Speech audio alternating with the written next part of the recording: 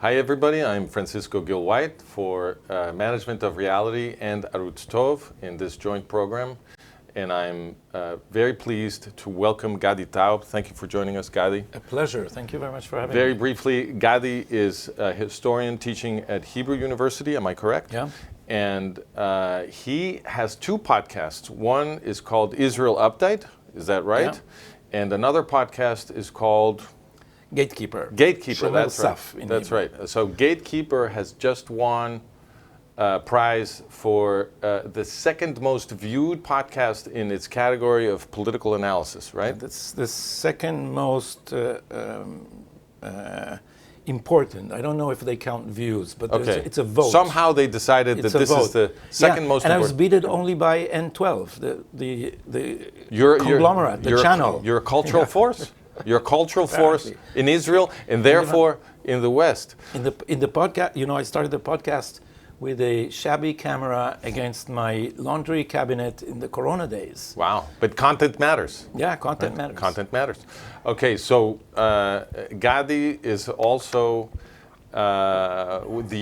perhaps the foremost expert on Israel's constitutional crisis, which is the topic we're going to discuss today.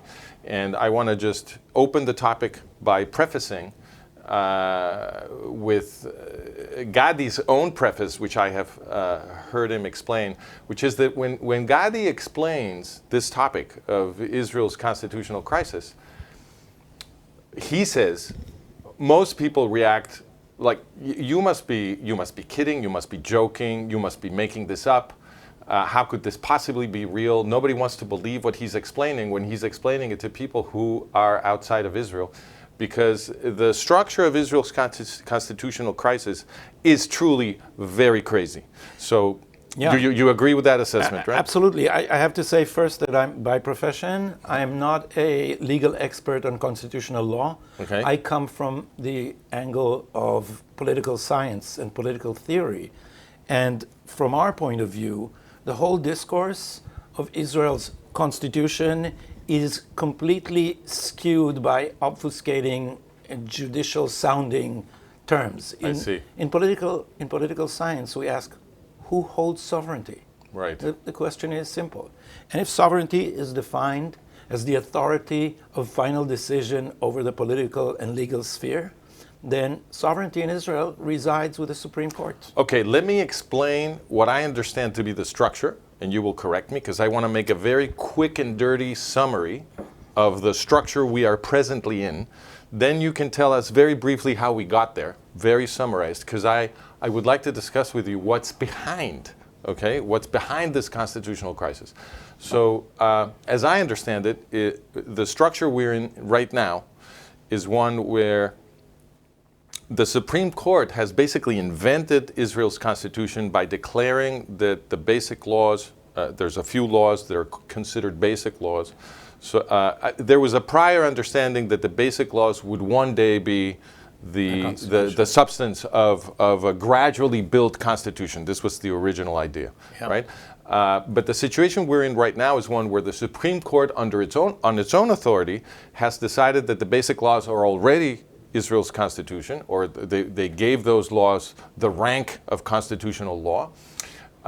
Moreover, the Supreme Court can stop the Knesset from making new basic laws if they don't like them, right? Yeah, so there's a two-tier problem here. Okay. First, they decided that the constitutional laws are a constitution that, Right. and they invented for themselves the power of the judicial review Right. to strike down regular regular legislation. attempt, right? But not only regular legislation. So in a way, they sanctified the basic laws, but now they changed the system completely, and now they exercise judicial review over basic laws. That means that first they said, tier one, Right. you have a semi-constitution and they strike down laws. Now they built another one, and on this tier they can strike down the laws based on which they acquired the power of judicial review. So they're basically It's Kafka. They're basically cutting the tree that they are sitting on and building with it. It's a Münchhausen. It's built on air. Yeah, it's built on nothing. And what do they say?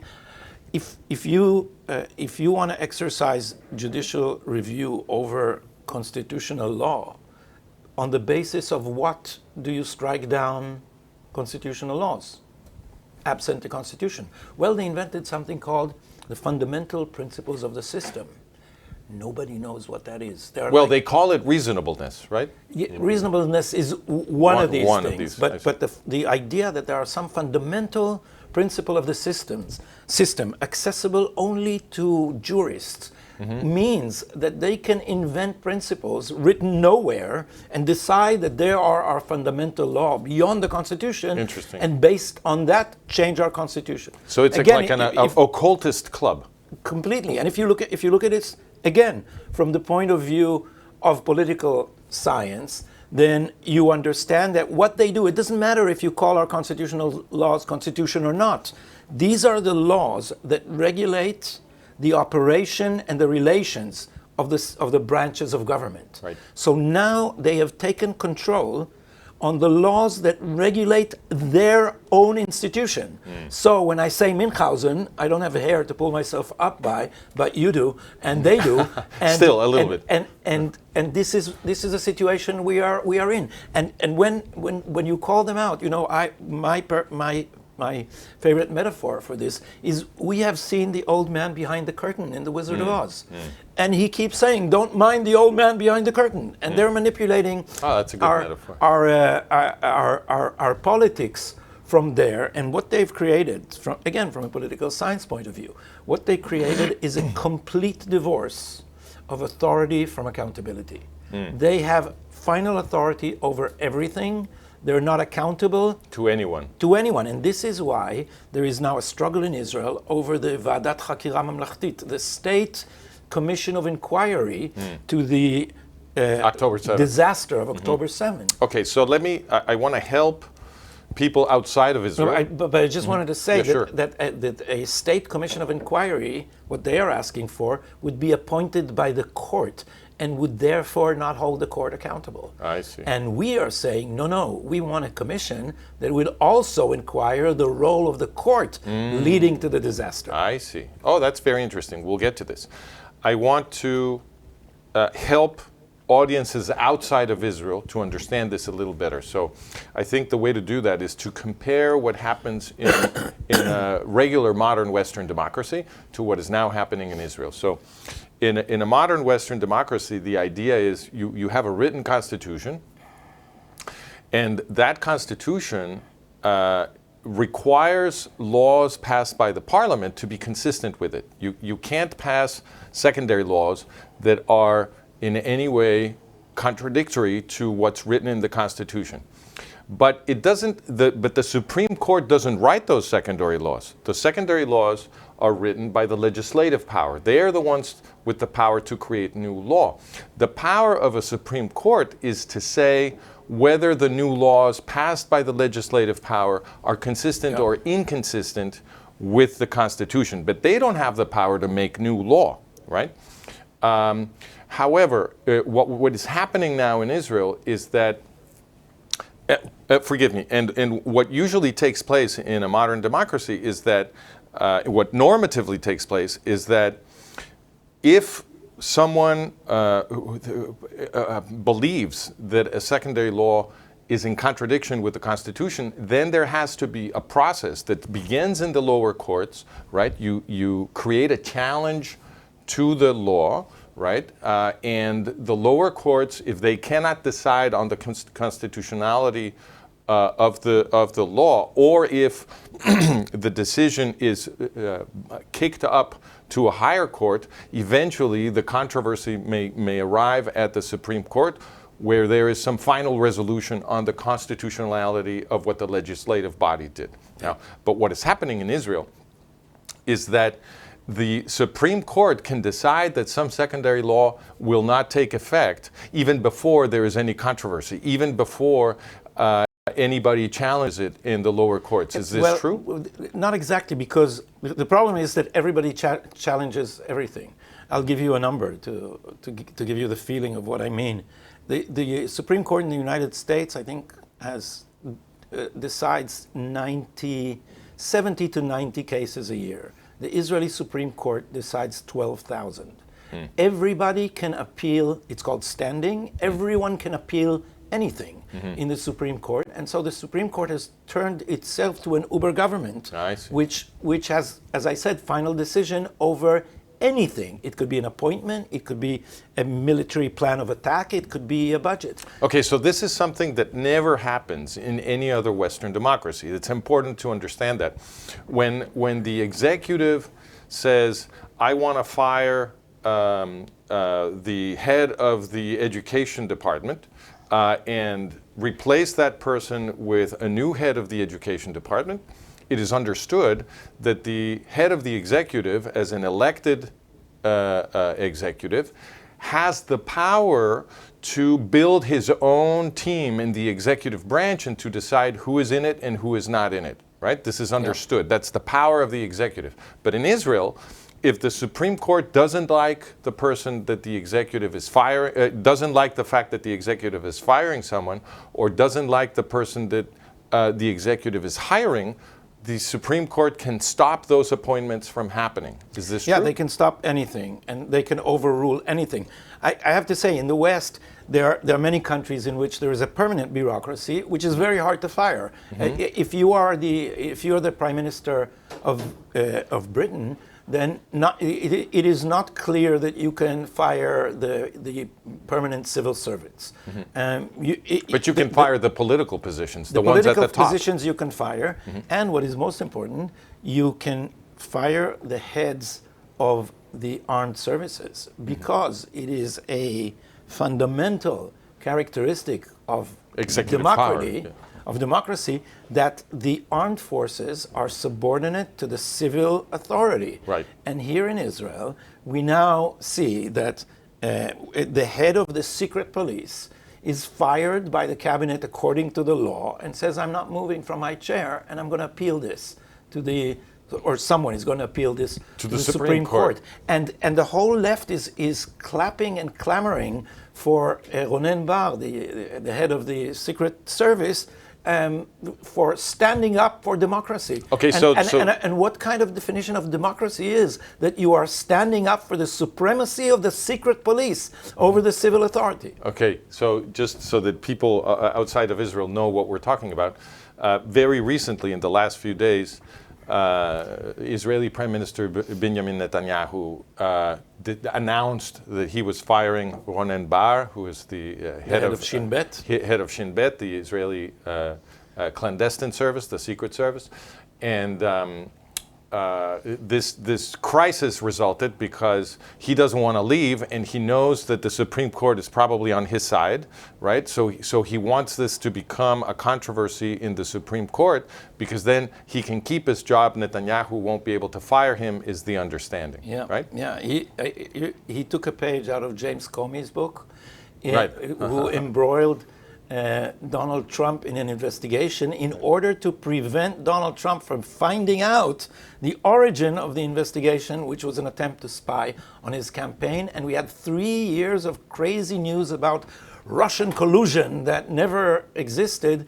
because they wanted to paralyze the president with an investigation. This is what Ronen Bar is doing now, and the Prime Minister published a video in which he says, look, they are now saying that I can't fire Ronen Bar because that is an attempt to stop the investigation against the people of my staff. But he showed the dates and said it's completely the other way around. Ronen Bar understood that he was going to be fired, and therefore he started an investigation in order to blame me for ulterior motives. Interesting. Okay, now there's one more thing I'd like people to understand. There is a functionary called the legal advisor to the government, right? This is I think that's the official title. No, the official title in English is confusingly Attorney General. While you're right, in Hebrew, she is the legal counsel to the executive. Okay, so the legal counsel to the executive is the name of this position. And the understanding that has developed from the activity of the Supreme Court of Israel and the interpretations they have been pushing is that this person, the legal counsel, the legal counsel, counsel to the executive, according to his or her own judgment, can decide whether what the government is doing, whatever it is constitutional or not. And this person doesn't really answer to the executive, even though the legal the title might suggest that. This person, in fact, in truth, is an extension of the Supreme Court's power, right? So we have a functionary who is an extension of the Supreme Court's power with the power to decide whether any little activity, with the smallest activity of the executive is legal or not. Yeah, she can veto any action by the executive, and this is an invention of our Supreme Court, because they took this job of the legal counsel that has a problem. She's also the head of the prosecution. So you understand that in the cabinet sits someone who gives you advice on the one hand, but can open an investigation against you on the other. And they've often used it. They have often, many mazuz especially, almost explicitly threatened the cabinet when they tried to separate the functions of the Attorney General and the legal counsel. And then the Supreme Court invented something which has no parallel anywhere in the democratic world. It's that the advice of the legal counsel is obligatory. You have to, it's a dictate, basically. And secondly, that she has a monopoly on representing the government. So if you're the government, this is your legal counsel, you can hire no other, and someone tells you, I'm gonna petition the Supreme Court about this policy, and the Attorney General doesn't like it, and she says, I'm not gonna represent you. Would you consider it an exaggeration to state that the Supreme Court has destroyed Israeli democracy? Oh, it absolutely has. So it's not an exaggeration. Israel is not a democracy. We should stop with this silly game. Israel, the sovereignty, the final authority to decide everything resides with 15 judges. If you come from political science, it's very clear to you. These are the people ruling the country. They have veto power over the appointment of their associates. And what is worse, they are woke and left. The median opinion in the court is more or less that of Meretz, a party too far left to even exist now. To have passed the threshold to the parliament. So we have something outside the spectrum of the Israeli electorate ruling Israel. And at one point, this structure is bound to break. And they are becoming more and more entrenched.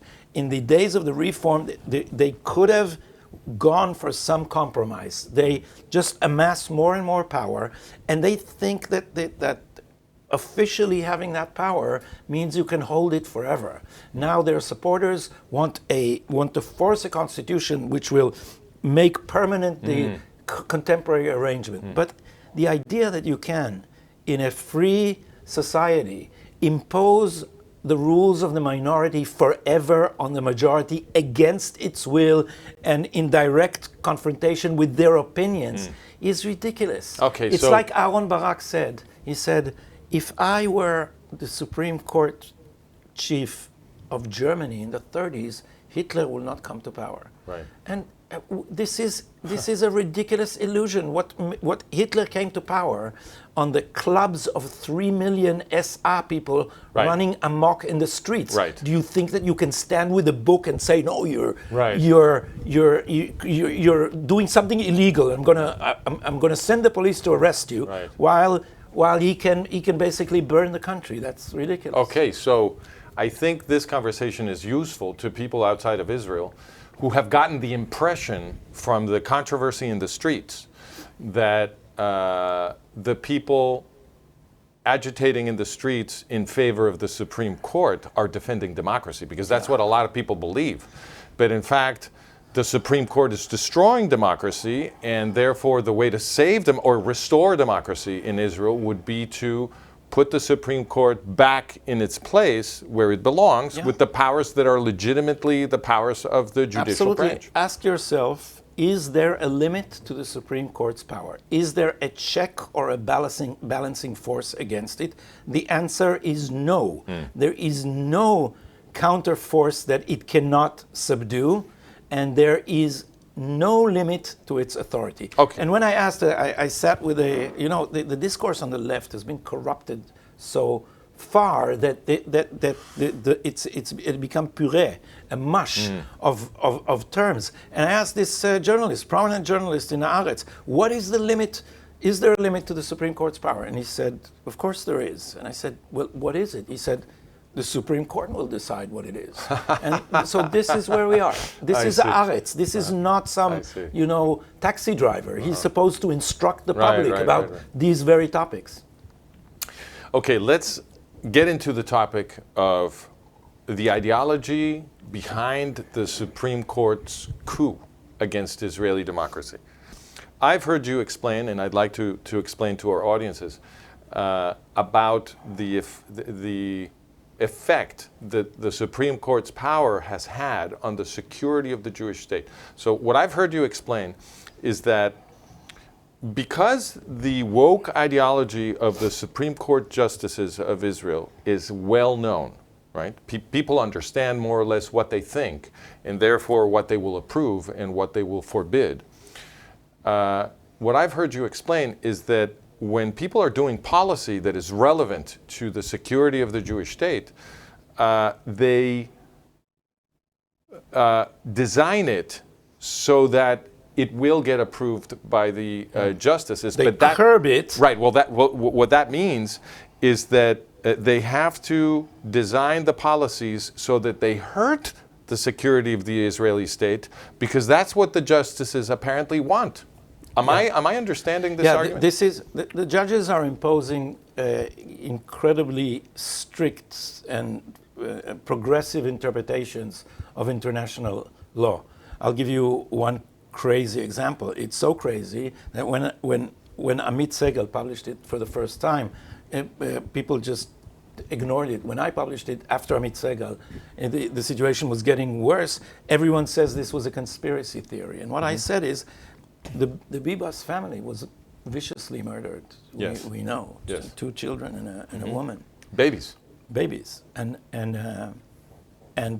the IDF knew who the people who kidnapped them were and where they were. And we were not allowed to hit them because they do not belong formally to Hamas or Islamic Jihad. And therefore, the Attorney General of the IDF said that they are civilians protected by the first protocol of the Geneva Convention. And the Geneva Convention is intended to protect civilians who get caught in the midst of fire. So if you're in a combat zone in Ukraine and you pick up a weapon to defend yourself, you are still a civilian and you are protected. And after you lay down your weapon, the other army, it's illegal to shoot you. But these are not civilians getting caught in a combat zone. This is part of a terrorist invasion of our country, people who committed crimes against humanity. Why on earth should the IDF protect them based on the Geneva Convention?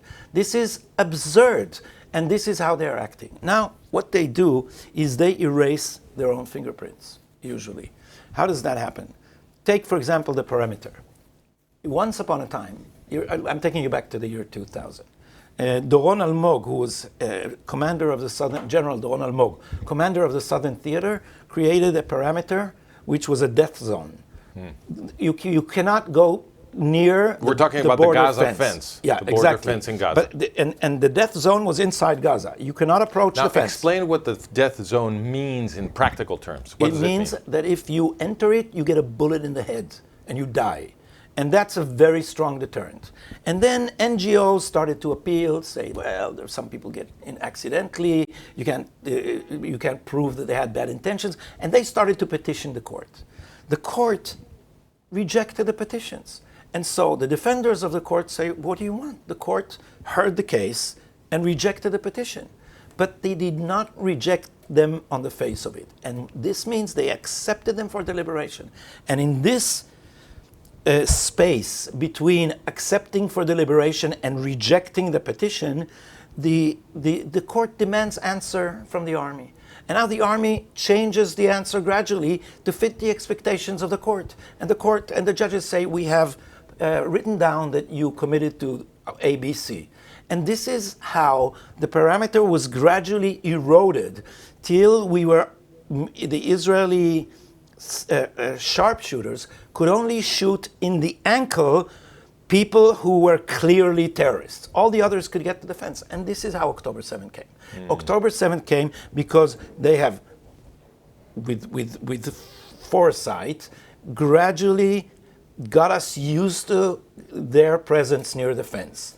And we failed to raise the alarm. Okay, so what is your explanation for the fact that the justices on the Supreme Court of Israel seem to have a bias or an ideology that is in favor of making the Jewish state more vulnerable? How do you explain that? Yeah.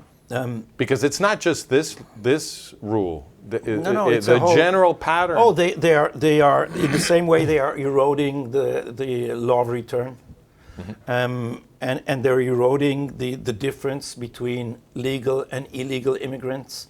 So they are. So would you say that they're undermining the Jewish state? It's an anti-Israeli ideology. I'm not sure. They have an ideal, and they see it as their job and their purview to protect their conceptions of universal human rights. Right, but universal is not Israeli. Yeah, right? Exactly. And so they want Israeli democracy to abide also by these standards, but they are employing them so strictly that they're undermining the collective right of the Jewish people to defend themselves. To self-defense and even for self-determination. And there's a sociological aspect to it. They want to find favor with judges around the world when they're invited to conferences, and so they want to be able to say that they have stood up to the power and protected human rights. So in other words, secondly, they want to please anti-Semitic legal minds outside of Israel. No, I wouldn't say that. They want to be accepted. And that's not necessarily anti-Semitic minds, it's progressive minds and woke minds. You think there's a difference? Yes, I think, although most progressives end up rejecting Israel too, but the thing is they're anti-national. The crux of the issue is not always anti-Semitic. But they seem to be much more focused on Israel than any other country. America. They're also focused on America. Right. If you look at their, right, but they are especially interested in Israel and the United States. So we could call them anti-Israel and anti-American, anti-Semitic and anti-American. And anti-national, because they're also anti-Hungarian. They're anti any country that asserts its right to protect its national identity. So could we capture this ideology then by calling it pro-jihadi? Anywhere that people want to assert their national right to self-defense from jihadi forces, these woke people are against that.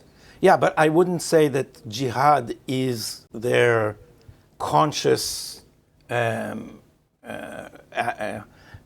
ally or the goal of their policies. They are, the way I see it, they are a form of autoimmune disease that the West has, in which it is more important to purify yourself by self-flagellation and declare your own guilt than it is to protect your culture and identity. And so in the name of the most radical interpretation of your own culture, you let in the very elements that would destroy it. So the woke always say that they're against racism, but they're not against racism. They're against the racism of one group. They're not against the racism of blacks. They're not against the racism of jihadists. That's fine with them, because we cannot blame, and if you look at the whole woke structure, as Batya Unger wisely put it, they have replaced good and evil with weak and strong. And the weak is always right. That's correct. So when a Palestinian rapes to death, literally, a Jewish woman, it is her fault, because he has no agency. Right. That's a form of racism. They're never responsible. Yeah. It is a form of racism. They're Arabs, therefore they're never responsible for their behavior. I've said it a million times, but they're not interested in this criticism, because they are interested in a false sense of moral superiority, in a form of grandstanding and moralism, which is the expense of morality. I'll tell you something very harsh about the Jewish woke, among American liberals, some of which have turned into our enemies. If J Street is promoting an embargo on our weapons in the midst of a war, they are enemies. And so there is a growing danger of Muslim anti-Semitism in the United States. And Yigal Carmon, from memory, the Middle Eastern Media Research Institute, compiled a file of sermons of North American imams in the United States preaching wild anti-Semitism. And he came to Jewish leaders with this. And everybody on the center and and all the way up to the left refused to touch it for fear of being labeled Islamophobic. And now, as one of my favorite commentators say, Andrew McCarthy says, Islamophobia is not a phobia. It is a term invented by the Muslim Brotherhood in order to discourage inquiry into Sharia supremacist ideology. Right. I agree with that. And Jewish leaders, instead of tending to their own flock, instead of protecting their own congregations, want to find favor with the woke and are not raising the alarm. So let's talk about that. So it seems to me that the behavior of the Supreme Court, which, as we've discussed, is infected by this, the Supreme Court is infected by this woke ideology. It seems to me that their behavior, their norms, their values are consistent with the Oslo process, with the Oslo Accords. True. Because what the Oslo Accords did was bring into Israel an organization dedicated to the destruction of Israel. So if we were to say that their behaviors are well explained by an ideology that seeks to destroy the security of the Jewish state, well, it easily explains the Oslo Accords and also everything else. I think you're ascribing intentionality that they do not consciously have. I think that their whole worldview, which tends to globalism, depends on the assumption that peace with the Palestinians is possible. So they imagine a Palestinian people that does not exist. They imagine a peace that, first of all, they imagine a universal human nature, which is in which the highest goal is individual economic well-being. And so we completely misunderstood the Palestinians because we assume that if they are advancing and improving their standard of living, it cannot be that they will attack us. Because they will not lose that. So the Supreme Court has the same view. It ascribes to everyone their own misconception of themselves. Because I don't think that even in the West, people are really this homo economicus, which only cares about a standard of living. Right. So, so I want to push back a little bit on your understanding of this. So we know, maybe the public does, everybody in the public doesn't know, but you and I know that the Oslo vote, Oslo II, passed by one vote. It had a one-vote margin. When Oslo I and Oslo II were voted on in the Knesset, the Israeli public was not told, for example, by their bosses, by the people running the Israeli government, that PLO Fatah, the organization that was brought into Israel to become the Palestinian Authority, right, and to become the local government over the Arabs in Judea, Samaria, and Gaza, which are militarily strategic territories, right? The Israeli public was not told that PLO Fatah was the creator of Jihadi Iran. Did you know this? Is this news to you? Yeah, it is news to me. Well, it's still news. It's still news to a lot of people in Israel. So I traveled to Israel about 12 years ago, and I gave 2 conferences on this topic to rooms that were full of the people who fight jihadism inside Israel. You mean the Shiite revolution in Iran? That's correct. By the PLO. That's exactly what I'm saying. That sounds like a stretch to me. Okay, fine. I'll send you the documentation. Listen to this. This was explained on the front page of the New York Times in 1979 when the Islamic Revolution in Iran happened. It was explained on the front page of the New York Times. This is not a secret. It was explained that PLO Fatah, Yasser Arafat and Mahmoud Abbas had armed and trained Ayatollah Khomeini's guerrillas in Lebanon. No, not okay. No. They trained and armed Ayatollah Khomeini's guerrillas in Lebanon in the 1970s. But wait, now. hold on, let me finish. Okay. And when when those guerrillas fought the Islamic Revolution and triumphed, and they put Ayatollah Khomeini in power in Iran, the first people invited to celebrate with Khomeini the Islamic Revolution were Yasser Arafat and Mahmoud Abbas and their buddies, and they helped Ayatollah Khomeini create the terrorist institutions of the new jihadi Iranian state. Front page of the New York Times. Okay? So it's not a secret. They stopped talking about it after about 1982, 1983. They never mentioned this again. And they built this alternative reality where supposedly PLO, Fatah, and Iran were now no longer friends, and so on and so forth. And everybody forgot about this. But in the second Intifada, it became clear that this was a managed reality because Iran and PLO Fatah worked very closely in the second Intifada. So you still don't know about this. Most Israelis still don't know about this. Yeah, but well, hold on. What follows from this is that when the Oslo Accords were voted on in the Knesset, the people running the Israeli government who did know about this, because it was not a secret, and of course the intelligence services know about this, they did not explain to the Israeli citizens that they were bringing Iran into militarily strategic territory of the Jewish state. That to me looks like intention. It's not that they're confused. It's not that they have a bad ideology that prevents them from understanding the world. It's that they didn't want Israelis to know, because if they had known, it only took one vote. You only had to change one vote to sabotage the Oslo Accords. So it was necessary to keep a complete silence about this in order to get the Oslo vote approved. So anyway, this is just to give you context, and I'll send you the documentation later on this. Please do. Look, what the press here tried to suppress was the jihadi intentions of Yasser Arafat. Whether Iranian or not, we can debate, but clearly Yasser Arafat never meant peace with Israel. So you're saying the Israeli media is also completely infected by the same ideology that the Supreme Court is not all suffering of it from? any longer. As you know, we are sitting in the Tov channel. Well, let's say the big studio. media, the mainstream the mainstream media. And again, the same Yigal Karmon, which I mentioned in relation to North American imams, was an Arabist. He was the advisor on terrorism to two prime ministers, Rabin and Shamir.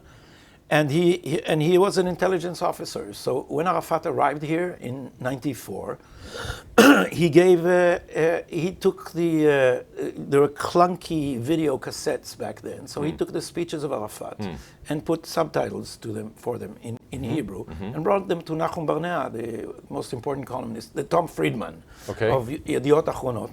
And Nachum Barnea said, "I won't publish this." And he went to the Israeli television. There was only one channel back then, and he said, and they said, "We won't publish it either."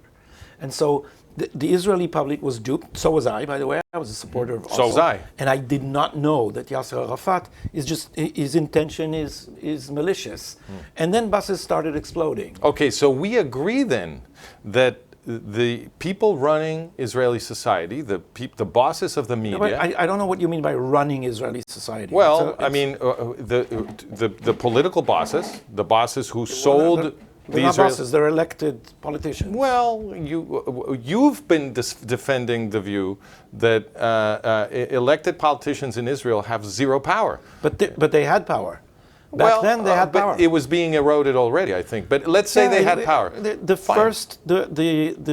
real revolution, the judicial revolution of Aaron Barak started in the mid-90s. Fine. So Israeli bosses who did have power still in the period 1991 to 1995. Israeli politicians. Bosses is a term from another world. Well, These are elected politicians. Yes, but when they don't behave... They're not our bosses. But when they behave... Well, that's for you to decide. So Israelis are the ones who either decide they will become bosses or public servants. So when Israelis acquiesce in the behavior of these elected politicians... Acquiesce, they supported them.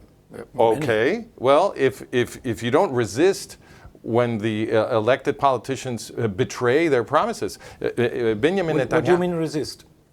Okay, so this is what I mean. Benjamin Netanyahu, he promised to cancel Oslo every time he ran for prime minister.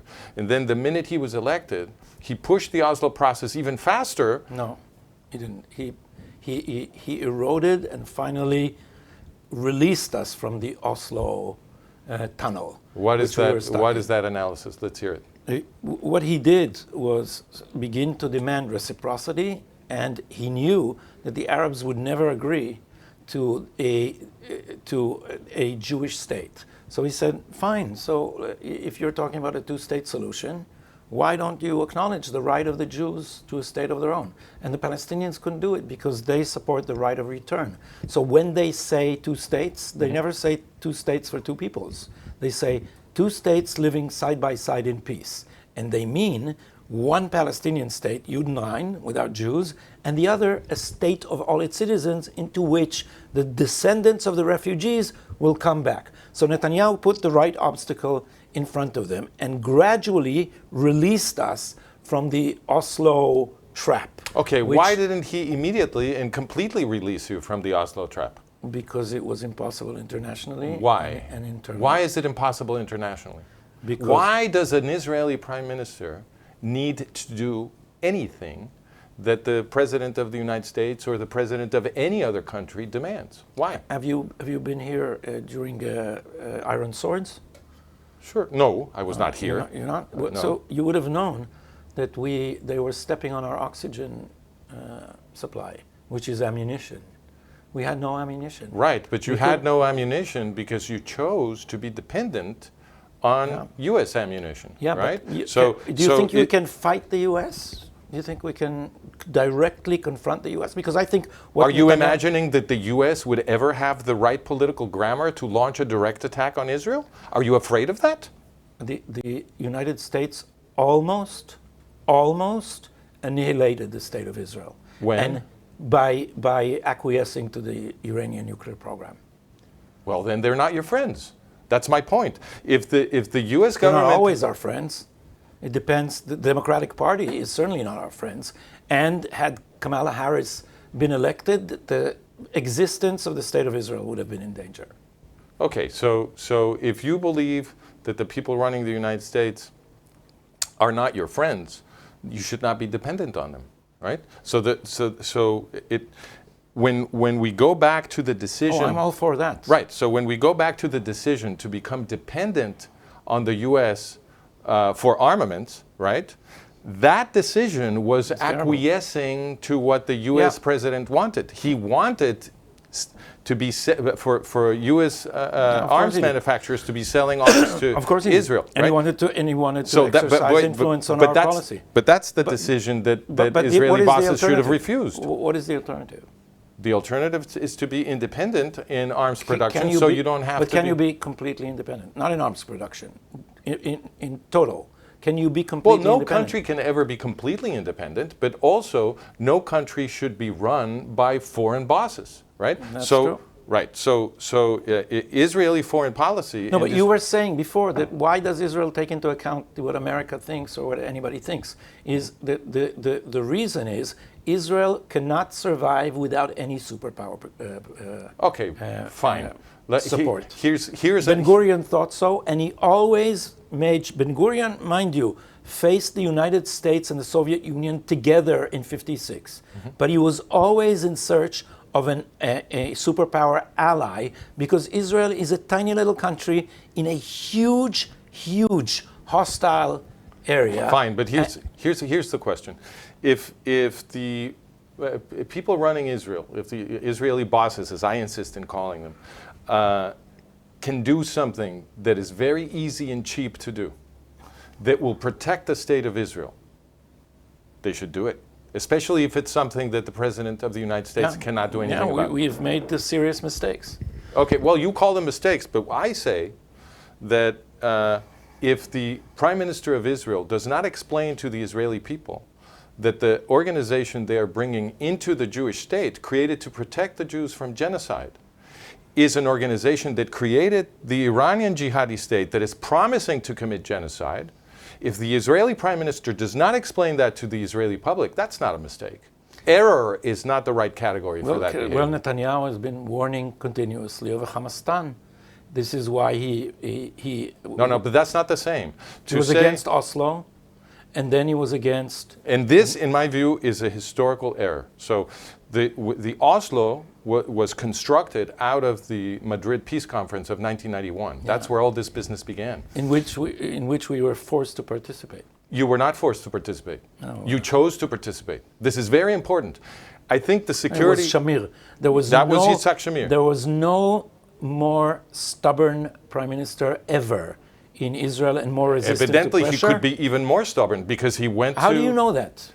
Because he went to Madrid. How do you know that they didn't have leverage to suffocate us? How do you know that? Well, I know. How do you know that they couldn't pass a Security Council resolution demanding inspection of our nuclear facility? All right. So how do you know that? Okay, fine. So you're saying that it is possible to exert sufficient pressure on Israel that will justify an Israeli prime minister bringing the people who want to commit genocide against the Jews into the Jewish state. You're saying there is some kind of pressure that could make that justifiable. I claim that if an Israeli prime minister bends to any pressure to improve the position of people who want to murder all of the Jews, he has acted incorrectly, immorally. So everybody has acted incorrectly. Well, not everybody, but the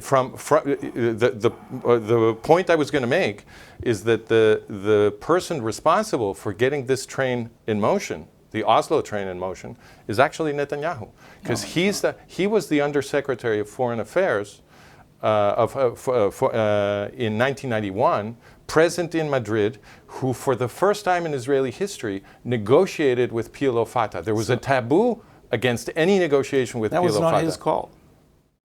Well, you can resign. Yeah, you don't. If you're an Israeli, but what is this black and white?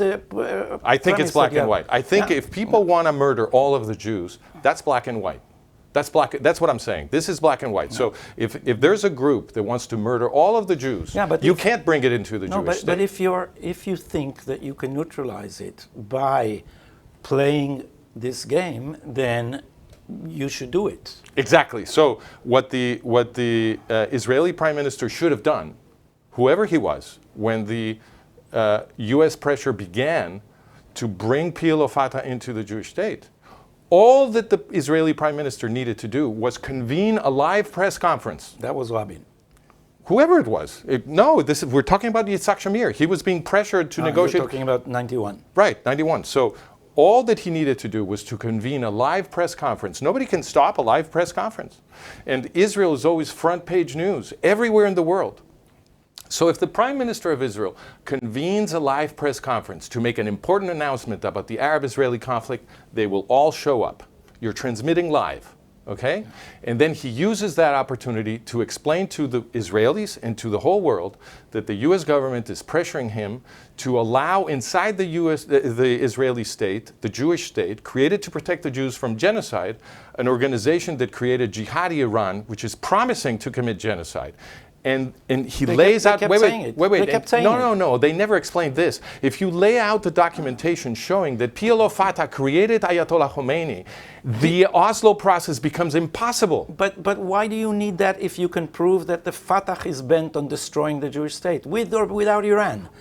That's what they said repeatedly. Listen. They said, is it not enough on your premise to say that you can't bring in a band of murderers bent on destroying the Jewish people? Right, but the story that was sold to the Israelis is that these murderers had learned the language of peace. Yeah, that they were going to abandon. Shamir never acquiesced to that. Fine, and but neither did Netanyahu. Give me just 1 second to ask my question. It's your program. You can take. Thank you. So the idea is, do you really believe that if it had been explained to the Israelis in 1991 that PLO Fatah had created Iran, if that had been explained, do you think the Oslo Accords would have gotten a pro vote in the Israeli Knesset? I think that the relevant question is, what is the intention of the PLO? not what its Well, was. if the PLO is the creator of the state and the creator of the terrorist institutions of the state that is promising to commit genocide in Israel, the intention of the PLO is very clear. But this is the argument. What are the intentions of the PLO? If the PLO creates jihadi Iran... And the right kept saying the intentions of the PLO are destroying the Right, Jewish but they people. needed to prove it so that the vote in the That Knesset doesn't would have been prove it. against. That doesn't prove it. It does? No, it doesn't. It You don't doesn't. think it does? No, I don't think it does. I think what proves it is that Arafat kept saying that his intention is jihad. And the idea that this connection seems to me, if I don't know as much as you do about this, but it seems to me technical. They helped with guerrilla. Right. The Iranian state is so much more sophisticated than the Fatah. But they created the terrorist institutions of Iran. The author of the Iranian noose is Qassam Soleimani. And then the Hamas learned everything they know from Hezbollah and from Iran. The Palestinian Fatah and the Palestinian Hamas were nothing without Iranian backing. So you think it was moral for Israeli leaders not to explain the relationship between PLO, Fatah, and Iran before bringing the Oslo Accords to a Knesset vote? I don't think it's important. Wow. If you don't think that's important, then... I think that the relevant factor is what are the intentions of Yasser Arafat. Well, but... That's the relevant factor. But and you're using circumstantial evidence to prove the No, intentions of Arafat. Of course it's circumstantial. Because it's not a direct testimony to Arafat's opinion. Okay, but... And we have Arafat's voice. Why do we need anything else? Fine. Arafat was never... it was never his intention to acquiesce to the existence of a Jewish state. Fine, I'll tell you why you need something else. Because the media barrage, the media management of reality that was sold to Israelis was that the word jihad had more than one meaning in Islamic culture. Yeah. And when they put those recordings of Arafat speaking about jihad, what everybody was told by Western university professors in the media is that he didn't mean exactly that he meant a personal struggle, nothing to do with holy war. Okay, so that's why you needed. That's the reason that you needed, as an Israeli leader, to show them that PLO Fatah was the same thing as Iran, because the meaning of jihad is the meaning that Iran gives to it. And then they would have won the argument, and the Knesset vote would not have been pro-Oslo. It won by one vote. One vote. Therefore, if all Israelis had understood... Yeah, well, you know, that's your hypothetical theory. I'm not an expert. Okay, well, anyway, that's my argument. They're telling me that we have to finish up because we're out of time. But I have to say, this was a very big pleasure. I'm I feel like I understand the Israeli constitutional crisis a lot better now. So thank you so much for that. I think people outside of Israel will understand it better too. And I hope you learned something too. And I will. Thank you. It was a pleasure to converse with you. I hope we can converse again. I hope it'll be the first one of many. Thank you. Thanks a lot. Thank you, everybody. This is Francisco Gil-White with Gadi Taub for our joint program with Harutz Tov and Management of Reality. Remember, you can find all of our content in managementofreality.com, and I hope that we will continue to have conversations like this one. Thank you, very Gadi. much.